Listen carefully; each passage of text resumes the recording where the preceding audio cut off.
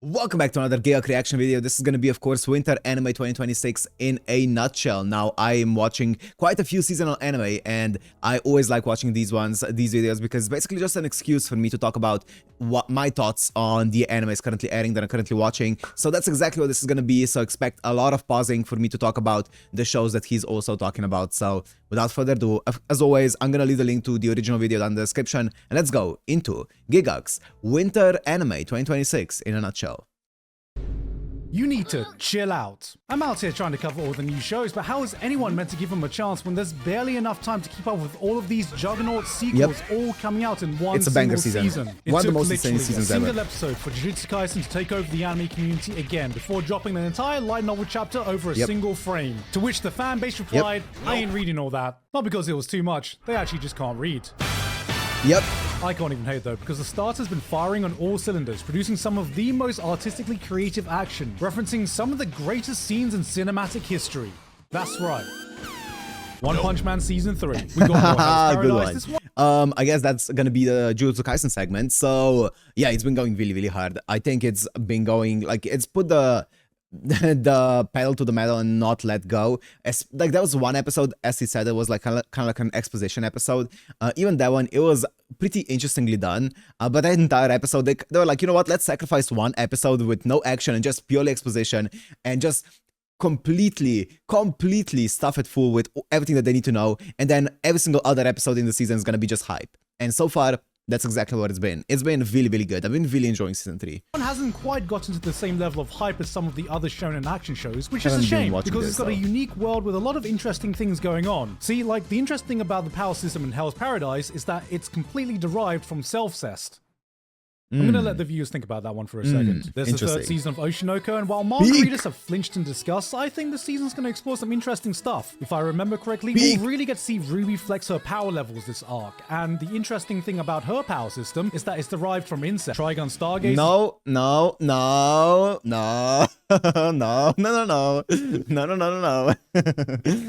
Anyways, yeah, Oshinoko season 3 has been very much peak so far. It's been absolutely insane, and I'm loving the fact that we're moving perspective to Ruby. It was kind of teased at the end of season 2, right? And kind of shown to us at the end of season 2, but now we're finally going fully sinking our teeth into the Ruby arc, and it's been just hype upon hype. It's been absolutely fantastic. We're also now, it seems like we're gonna be integrating Aqua more into the story with the recent developments in the season, so that's gonna be also cool to see.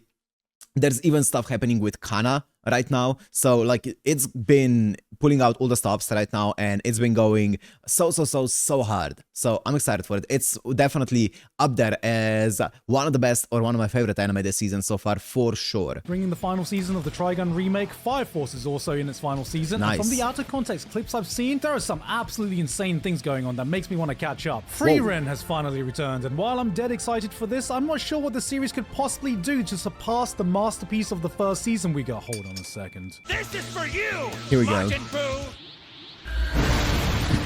The My Hero Academia spin-off is continuing. Once again, Frieren, absolutely fantastic. I don't think there's anything new that I have to say about it. I think it's just been going... It's been just a really good continuation to the season, right? I don't think there's anything that blows me out of the water when it comes to like anything new, but it's just been going as strong as season 1 has been going. I think it's just a really good continuation so far, so I'm excited what it has in store for us, though.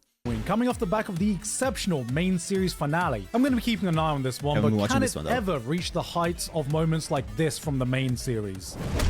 Tomori Shigaraki was my hero, do you understand? And he was a gamer like me. Speaking of gamers, we got some sad stories about gamers too. Hell Mode Hardcore Gamer is about a true gamer who just wants to find a challenge. He browses the web to find that one title that hits, but far too often he's left with one all too familiar scene.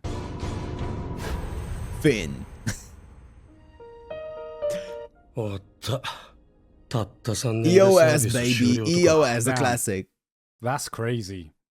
It's been 3 years since the launch of Honkai Star Rail, and today they are celebrating with the release of their new region, as they are also the sponsor of today's video.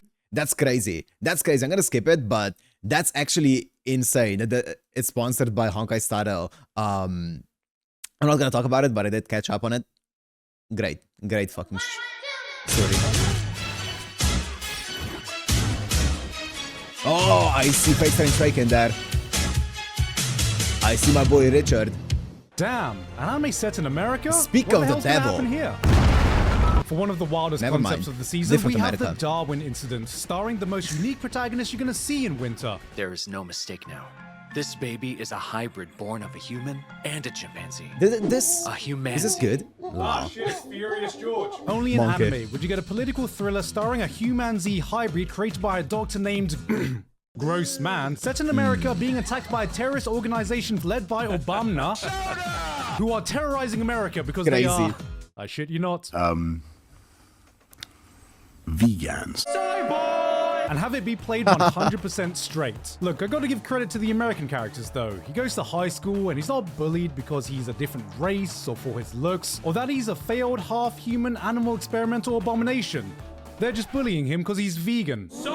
Damn. This is a series that has the potential to use its insane premise to explore some interesting ideas, if it's able to balance out some of its self-indulgent philosophical musings every time someone asks Serious George a question here. Say there was a mouse carrying a deadly disease for humans.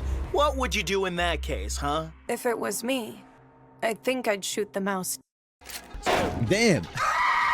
Yeah, Wow, that's poor pretty thing. accurate. A new Fate For- Here we go. That's the one that I was waiting for. So I saw the trailer for Darwin Incident and I saw the premise and stuff, and it was one of the anime that I was actually interested in based on the premise because it seemed like it could go in some interesting directions, as Gigguk said, with like some of the themes that it might be exploring. But I decided to put it off for a bit, right, and see if the first few episodes end up being good before committing to it. And I haven't really seen anyone say anything about it, so I haven't really picked it up. So I was wondering whether it's good or not, but I guess this is about what I expected. It seems like it has an interesting setup, but also nothing out of this world, right?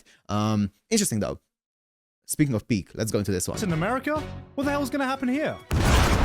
Yes, we got a new Fate anime in the good Yep. old US of A. America have entered the fray, deciding to hold their own Holy Grail war with guns and burgers and freedom for some reason we don't understand. Oh shit, is that oil? We're gonna keep it. If Yeah, you're it's just unaware, oil. at its core, Fate is just a hypothetical Fortnite battle royale, except you get to match up some of the most legendary figures in history and see them fight. Take Thank a you for person like explaining. Alexander the Great, living up to his namesake as one of the greatest generals the world has ever seen, commanding an army that never knew defeat, never lost a battle, becoming a symbol of the Greek Empire that the world still remembers Where to are you this taking day. this? But can they stop prime messing? Typically in war, there Okay. are 1, 2, 3, 4, 5, 6. A large number That's of it? servants paired Oh, with a yep. large number of masters, and most importantly, the war must be conducted in secret. Yeah. Not very secretive. Most certainly not very Strange Fate secretive. contains a collection of some of the most varied and insane characters the franchise has seen. Something that's on brand as it's written by the creator of Baccano Yep. and Durarara, two Yep, series of Narita. eccentric, Yep. larger-than-life characters coming together to create absolute chaos in a shared setting with no true protagonist. This franchise was Mm-hmm. tailor-made for someone like him. Add to that Hiroyuki Sawano bringing his signature hype in Yep. the music, and A1 And A1. Pictures producing, in my opinion, Yep. some of the best action spectacle I've seen them do, and this may be just some of the most fun you can have as a Polita. Fate fan. But alongside that, we have the whole Okay, so I guess that's it. Yeah, I think Fate Strange Fake is definitely one of the most hype shows this season by far. Even if you don't know much, I was gonna say even if you don't know much about Fate, it definitely is a show that rewards you heavily for being very invested in the Nasuverse, so like in all the Fate works, because it does throw in so many Easter eggs. Even I, who have been watching like basically every single Fate work available in anime form, even I still don't pick up on some of the things because some of them are from like Tsukihime and like Mahoyo and like all of the other works that I even haven't played yet because I'm planning on playing those games. Like it's referencing a lot of those things as well, which is insane. It really is a celebration of basically Nasuverse, and it's so cool to watch. If like I feel like if you're interested in that universe and stuff, this is so good. And it's also a standalone series, right? Not reliant on anything else, which is also awesome. And yeah, the animations has been going so hard. All of the lore behind it is so interesting, and the characters are awesome. Like so far, we still haven't been Isekai haven't gotten the names of a lot of the servants so far, but for the ones that we have gotten, it's really, really cool. It's awesome. It's such a good anime. I'm loving it. Grail of Eris, meaning there are 2 big, shiny holy grails on display this season. Nice. And this one is not holding back at all. Beheading, death by dancing. I'm just glad we have a villainess anime with a villainess that actually looks villainous. Oh. Next up, we have... Oh, sorry. ジャスティン・ビーバー歌って。 When a show starts off with a cold lady adopting her estranged sister's daughter because her mum passed away in a car accident, you know what ride you're about to get on. This is going to be a heavy show, and it is clear right from the first 5 minutes. But for those whose hearts are prepared, this might be the most powerful story you're gonna find this season. It's a depiction of grief that's not over-dramatized, never in your face, but it's such a human retelling of what it's like to process emotions you can never prepare for or teach yourself how to face. It's only when you do find yourself in those situations that you can only learn yourself, through numbness, pain and tears, just what kind of person you are. I would say this feels like the kind of show you would need to prepare your emotions for, if it didn't already make me emotional within the first 3 episodes. This is a story that feels so intimate. I can't help but think the creator must be sharing experiences deeply personal to them to be able to portray such emotions on screen. That's what I was thinking and as it well. sucks that I already know this is going to be one of the best shows this season. Not enough people are going to be watching. Yep. Okay, so when it comes to Journal with Witch, Ikokuniki, I will say it's by far and beyond, and not even close, the biggest surprise for me this season. Because there are things like, let's say, Faint Strange Fake, which I expected it to be good, and it is good. But with this one, I didn't know what to expect from it. And when I went into it, I was so surprised. So I think when it comes to that, it is up there as my favorite anime this season so far. I think it might be my favorite anime this season so far, all in all, at least new anime. If you're not taking sequels, but even then, it's definitely up there. It is such a grounded show, and that sometimes can make it seem like it's a boring show. If you describe it as like grounded and like great dialogue, it's definitely not boring. I feel like in every single scene that it presents, I was so hooked in, I was so locked in. The dialogue is so well done. The emotional weight of every single scene in there is fantastic. All the characters are so realistically done. Like, there are so many scenes. There was one scene where, you know that cliche in anime where someone tries to say something to a character and they're like, hey, I need to tell you something. And then right as they were about to say something, someone comes up to them and interrupts them and is like, hey, someone needs you there. And then they don't say it, and it ends up becoming like this really big thing because they really should have said it at that moment. There's something similar that happens here. Someone interrupts the character and is like, hey, the teacher needs you. And then the character's like, okay, sure, but give me a second. And then she just tells her what she was gonna say. She doesn't get interrupted. She doesn't let the things go unspoken. It's like it actually happens how it would actually happen. She just goes like, yeah, sure, I'm gonna be there for a second. You need to know this though. And she tells her. Wow, crazy, mind-blowing for anime. But yeah, it is such a grounded show. I am loving it. Also, Kensuke Ushi, I believe, is doing the OST for it. And the OST is fantastic. If I'm not mistaken, I think Kensuke Ushi is doing the OST for it. So yeah, the OST is also fantastic, and the animation, I'm really liking the art style of it. I love the show. I love it. I think I cried to that show, or at least got teary-eyed in probably every single episode, maybe bar like 1 or 2. It's such a good one. Oh, let's go. I heard that this is really good.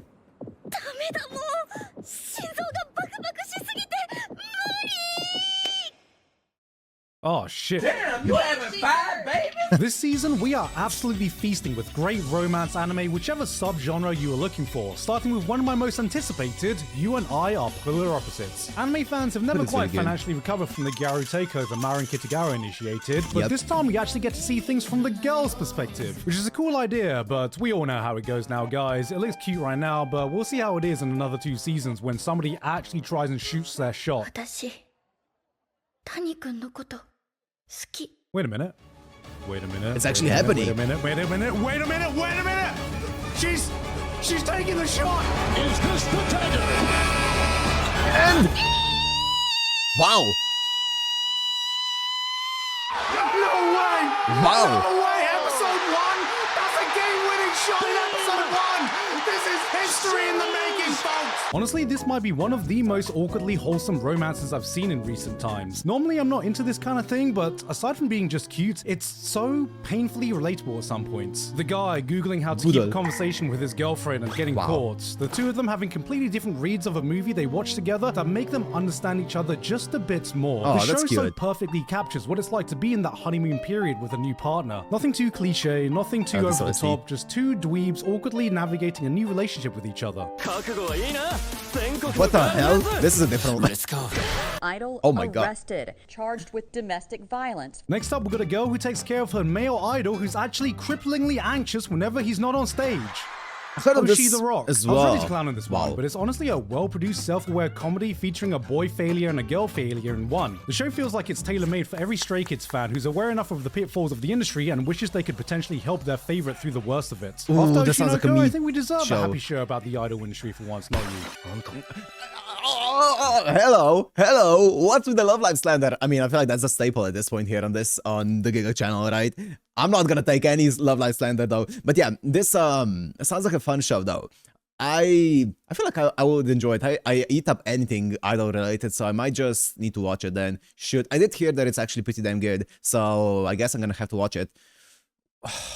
When am I gonna have the time?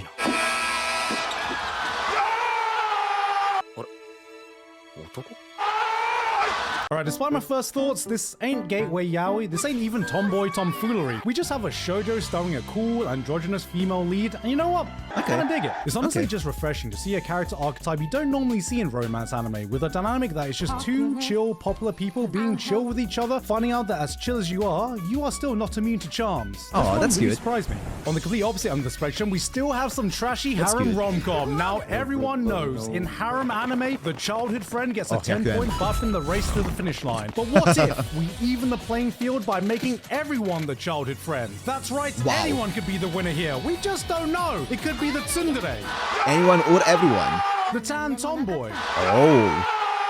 the smug one, Okay, there's no sister, right? the short blue-haired girl. Oh, no. Ain't no way. Ain't no way. Ain't no way, Even girls never. are getting their fill of harem this year, as we have a new reverse harem anime featuring a protagonist who came from America? Wow. I can't say I'm exactly the target audience for this, but I remember when the manga finished, it was fairly popular for the genre it was in. I mean, that was pretty recent, right? Wow. That's still recent, right? I mean, come on, I remember when this was coming out. I mean, how old are kids born in that year still? I'm never gonna emotionally recover from this. What's next? Sentenced to be a hero? Oh, here we go.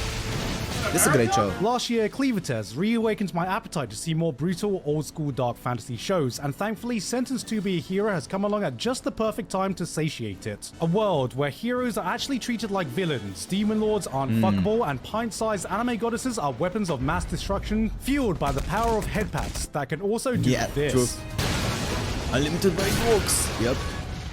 Yep, that's it. Bruh. Sometimes you immediately get the it. vibe about a fantasy show that doesn't just lift off the same fantasy templates so many others fall into. It's got some interesting world mechanics with its hero system. The monster designs aren't the same cookie-cutter creatures you see everywhere. Monster There's a lot designs of are little awesome. things, like how they fuse a lot of magic and technology in the devices they use, yet they never explain them. They just show that they exist as a device that seems that's to be cool. logically functional. really Little like that. details like this shows the thought put into the world building. On top of that, it's being directed by the same guy who directed this episode of Mushoku Tensei Season 1, which is one of the best episodes in an amazing looking season. And that insane bar of quality has absolutely transferred over to the hour-long premiere. This is some movie level production values. So, how's the story itself? We're going as fast as we can.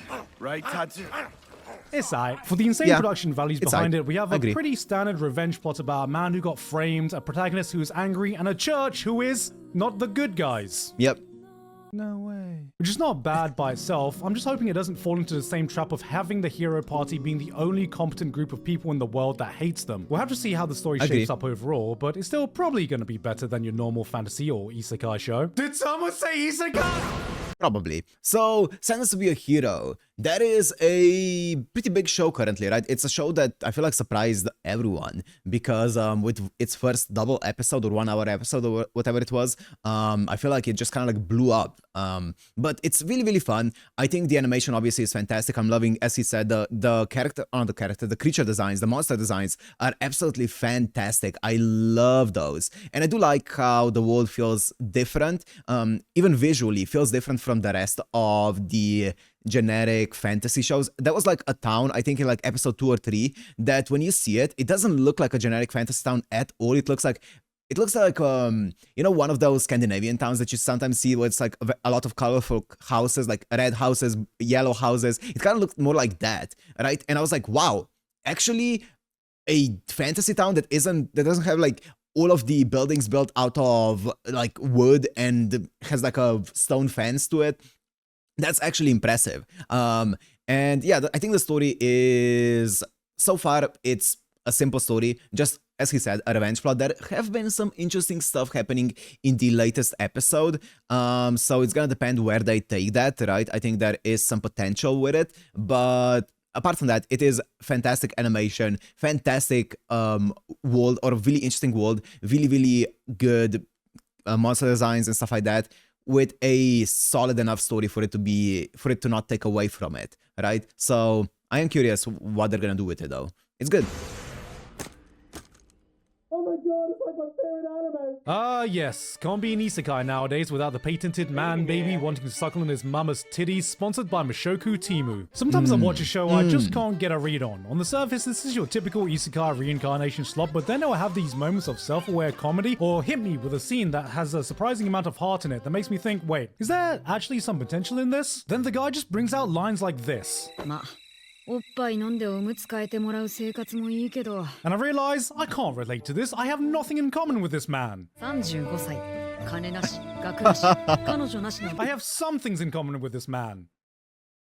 It's the age. It's the fucking age, okay? Nothing else. You know, I don't know how it's taken this long for a dragon to be added to the list of things isekai protagonists have been isekai'd into, but I guess here we are. Bro, it kind of looks like a cross between a Digimon and how Power World would rip off Charizard, but the animation's actually more decent than what I would expect for a show with a concept like this. We got a salaryman who gets isekai'd and immediately becomes an accountant. Alright, I know it sounds like we're running out of ideas at this point, but maybe this isekai is just trying to explore something deeper. I mean, tell me this isn't the ultimate power fantasy of modern work culture. Dude migrates to a foreign land, immediately gets employed, gets promoted, gets paid a fair wage, bangs another dude, gets surprised to be in a workplace where employees get to leave on time, gets respected by his boss, is full-on bareback protein extraction mana transfer. Maybe this could be a commentary into the tough Japanese work culture and a succinct exploration of the current employment landscape.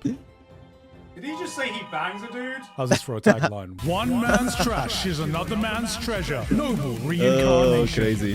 Well, at least they're self-aware about the target audience of the show. But guys, stop everything for a second, because I got some gotta big watch this news. one though. Another protagonist has been kicked out of the Heroes Party. Awesome. Shit! Blood's even got the Kirito preset for the full beta experience. You know, out of all the kicked out of the Heroes Party anime, this one's kind of enjoyable, actually. I don't know, something about the concept of a guy who's queued up as autofill his entire life, reaching his full potential by not filling in from random roles, scratches this part of my brain I didn't know I won't fact check it, but I'll believe you. Kunon the Sorcerer Can See. Huh. In anime's continued effort to adapt to its aging core audience, we now have fantasies about people with lower back pain. Surely this can't continue forever, or in a few decades we're gonna get things like my Viagra makes me overpowered even at level 1 in the strongest class with the weakest skill. I'd watch that. Adorable though. Nice father-daughter vibes, just wholesome vibes all around. And this girl is the cutest thing you can ask for, and she turns into a succubus at night. Great. Of course. Who made this? Who's responsible for this? Police! Help! But hey, she's not the only cute daughter on this latest season, as we got the Demon King's daughter is too kind. That's cute. Let's see what this adorable cinnamon roll gets up to. God damn, they teaching weebs how to do laundry now? Wait, hold on though. The vibes. This beautiful setting, the way the main girl describes the process so sensually. Why am I low-key getting invested in this? What?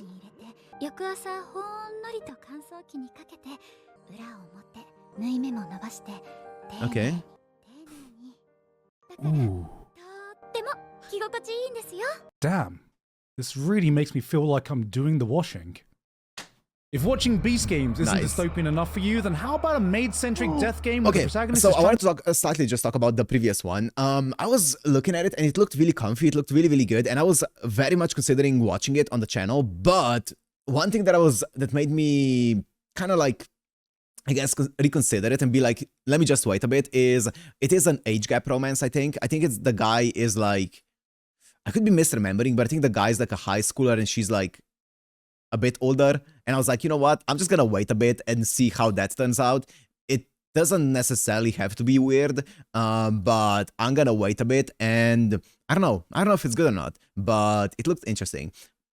Shibuyugi though. To survive 99 games out of her own volition. This is basically high elo surfing with a death game twist, but what makes it truly stand out is the director, whose previous work was an absolutely incredibly beautiful and atmospheric series about a guy falling for his stepsister. But that atmospheric approach is cranked up even higher here. This feels like a mix of Monogatari, Madoka, and Squid Game. The OST and sound design are immaculate. Gore is replaced with cotton wool, which honestly makes it even more disturbing, as you hear the screams of pain as characters are brutally murdered to the sight of light, fluffy visuals that only serve to dehumanize the characters playing this game. This is one I'm definitely going to continue watching. And from there, we have a wholesome romance of a blind... I guess that's it for Shibuyugi, right? I think Shibuyugi is... Speaking of surprises this season, I was talking about it with Iko Kuniki. I think Shibuyugi is the other one that I would definitely put up there as the biggest surprise as well, or one of the biggest surprises as well, because I went into episode 1, which once again, I think it was a double episode, which I am really happy that we're getting into a trend of longer first episodes, because I think it gives you enough time to fully sink your teeth into the show. I think that's a fantastic way to do it.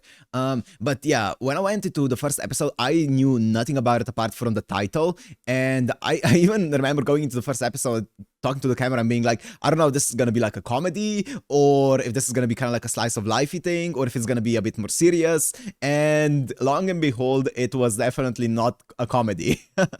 And I love the direction in that show. The direction is so unique. And you can't, most of the time, you can't even see the faces of the characters because of how the direction is done. It's kind of like, everything is kind of like smudged and the faces aren't even there oftentimes, but it's done in a very creative way. And I think it's a fantastic way to go about it, because you don't need necessarily like too much detail, and it allows you to make a really good or make a really stunning anime without having to have the most insane production, just by being very creative, right? Because obviously drawing details like eyes and basically the face and stuff like that can take a lot more time than not drawing them, and oftentimes not drawing a face of a, like, let's say a background character or something is a way to cut cost. But here, the way that they do it, it's so creative. It's such a creative way to do that, right? And for them to kind of like use this kind of art style to showcase like what's happening is so cool. I love it. It's such a unique anime, both visually and story-wise as well. And it's, yeah, I don't know where the story is going. It's really, really cool the way that it's happening, but I love this anime so far. It's really good. Girl and her soon-to-be invisible husband, which is just a totally adorable match made in heaven. A girl who can't see and a guy who can't be seen, which means they just have the most innocent relationship you can possibly ask for, because how could she possibly thirst over nothing at all? Oh my goodness, there's a lot there. Holy. I need a moment. I've seen the trailer for this. No, you got this. You're a man. Be a man. Get a hold of yourself. Shut up. I'm cool. We cool? I'm cool. I'm good. I'm good. We're cool. You're the man. Don't forget. You're the man. You got this. I am the man. Alright, I'm good. Mayanaka Heart Tune, because this season anime looked at all the romance shows available and said, nah, I got one more in me. This hasn't been the only harem rom-com to come out recently, but I don't know. I got a feeling about this one. Maybe it's the setup, maybe it's the girls, maybe it's the protagonist, but I feel like this is going to be the one. The nisekoi, the quintessential quintuplets of new generation. I felt this energy many times before, and it's all too familiar. The calm before the war has started. And you know what? Maybe 10 or so years ago, I'd be right in the trenches fighting, because this would have been my kind of show. But I've done it so many times now that I feel like maybe I'm just getting a bit too old nowadays to get invested in a show like Okay, this. Young. No, you can't. No, that's not true. It's once again time to enter the holy battleground of wives. I am no god, I am just a mere man, but I'm here to tell you to sell everything and buy into the pink-haired twin-tailed tsundere supremacy. It's been a rough decade for us, but we are so back because I'm here to tell you, this is it. This is our time. Tsundere supremacy will rise. Preach to the choir. Preach to the choir. This once-in-a-lifetime generational investment opportunity. We will be the winners. We will be on the right side of history. And at the end of it all, we will be the ones laughing in the face of the crime. You know, I just can't see myself getting as involved as I used to. Soon going to the moon. I hear you. I hear you. Wait, is that anything more? I'm pretty sure it's gonna be just the outro, right? Hey guys. Yeah. Okay. I hear you. I'm with you, Gant. I'm with you, Gigguk. I 100% support the tsundere supremacy movement that you're that you're coining here. Anyways, that was a great video. That was a great one. I feel like he talked about most of the things that I wanted to talk about, but there are also a few other things that I want to talk about, a few other shows that he hasn't mentioned that I want to talk about. So first one, and this one is a bit of a cheat because it's kind of like more of a movie than a show. It's Cosmic Princess Kaguya. I think that was an absolutely fantastic, I think it's classified as an either OVA or ONIA, whatever it is, and it's like a Netflix original, like 2 hour and 20 show or something along those lines, and it was absolutely fantastic. It's kind of like hinges on the story of, you know, the Princess Kaguya story in Japan, but it doesn't require you to know anything about it. It tells you everything that you need to know about it in the show, and it kind of retells it in the future with like VR/AR/AI/singing, but it's really well done. It's a stunning show. The animation is fantastic. I have not sold it well here, but the animation is stunning in it, and the characters are really fun, and just the plot is really cool. It has a bit of a twist at some point as well, and it's just a really fun show. I loved every second of that one. And then there's also Love Through a Prism, which I don't think many people are gonna be watching, unfortunately, because once again, it's a Netflix show that ended up being released in the most stupidest way possible. Sorry, I'm getting a bit I'm getting a bit heated here. They dropped 20 episodes all at once. They did the Netflix thing, which is horrible. It kills all the hype for the show. They just dropped all 20 episodes all at once and nobody's talking about it, even though it's an incredible show. I've only watched like 6 or 7 episodes so far, and it has been really good. I've been loving that show. It is fantastic. Every single second of that show is really good. It's basically about like a 1910s Britain. There's a girl who comes there, Lily. She comes there from Japan, and she goes there to study art, and it's basically her trying to rediscover like her passion in art, her artistic side of things, because she's really good at, like, you know, drawing, but she's kind of like a bit of a machine when it comes to drawing. She doesn't really put her own spin on it. And then there's this one guy who's like really artistic, but like kind of like a weirdo, as every big and good artist usually is. And there's also, of course, some romance brewing, and the vibes are on point. The animation is fantastic. The voice acting is incredible. Some very high profile voice actors are in it, and that show, I cannot praise that show enough. I mean, maybe something's gonna happen later down the line. I'm only, as I said, like a third of the way through it, but I am loving it so far. It is so good. And there are 2 more oh my god, there are 2 more anime that he hasn't talked about that I'm watching this season as well, and those are Chained Soldier and Medalist Season 2. So Chained Soldier Season 2 has been really fun. No complaints there. Studio Pashon took over the reins from, I believe, 7 arcs in Season 1, and it's been really good. Pashon are kind of like the goats when it comes to that kind of stuff, when it comes to like ecchi anime, and yeah, it looks really good. I think it's going as strong as Season 1 has been going. Some of the characters introduced in it have been going even harder, because there are some big characters introduced in it, and especially the latest episode was just so hype out of nowhere.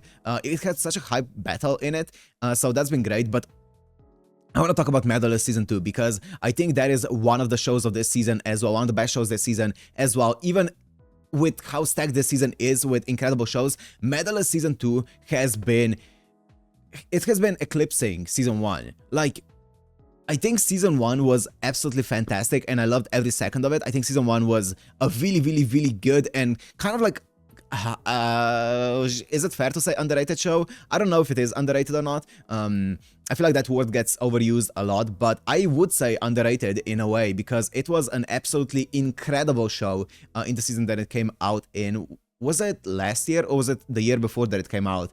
I don't remember, but either way, season 1 of Medalist was absolutely incredible. It was an incredible show, and now season 2 has been, from the get-go, going even harder in my opinion, and the first 4 episodes that are out right now have been incredible. Maybe that's why he hasn't talked about it, because not enough of it has been released as the time of him making this video, but it has been so good, and we've only done like a small mini arc at the beginning here of season 1 in the first 4 episodes, and it's been fantastic. Like every single second of it, all the performances that we've seen so far, the animation, the emotional beats of it. I've been getting teary-eyed over all the performances, just even though some of the characters I met for the first time, and they've been getting me emotionally invested in their, not even like their emotional moment, just performances, just seeing them skate on the ice ring has been getting me in the feels. It's a fantastic show, and I could not recommend it more, or I could not recommend it enough. That's it. So yeah, that's one show that I also wanna shout out. But yeah, anyways, I think that's about it. So banger of a video as always. The link is gonna be down in the description, and I'm gonna end this one here. Hope you guys enjoyed. If you did, make sure to like and subscribe, and I'll see you in the next one. Peace.